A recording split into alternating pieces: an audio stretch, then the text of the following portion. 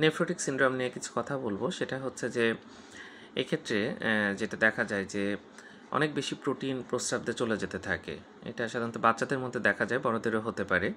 তো অনেক বেশি প্রোটিন যায়, 3.5 গ্রামের বেশি প্রোটিন যদি 24 ঘন্টার মধ্যে আমাদের প্রস্রাবে চলে যায়, এটা দেখা যায়। প্রোটিন চলে গেলে অ্যালবুমিন কমে যায় এবং হাইপো অ্যালবুমিনেমিয়া হয়। ব্লাডে যদি আমরা অ্যালবুমিনটা দেখি তাহলে দেখা যাবে যে অ্যালবুমিনটা অনেক কমে গেছে।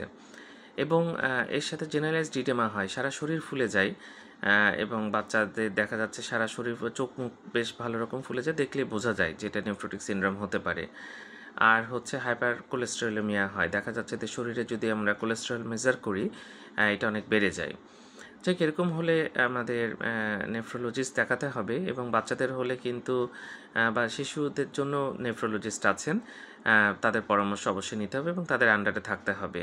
এটা প্রায় দেখা যায়। নেফ্রোটিক সিনড্রোম কিন্তু খুব কমন, এবং যদি হঠাৎ করে ফুলে যায় এবং দেখা যাচ্ছে যে প্রোটিন যাচ্ছে, প্রস্রাব টেস্ট করে অ্যালবুমিন কমে গেছে এবং কোলেস্টেরল বেড়ে গেছে, তাহলে আমরা নেফ্রোটিক সিনড্রোমটা মাথায় রাখি এবং চিকিৎসা সেভাবেই করা হয়। ধন্যবাদ সবাইকে।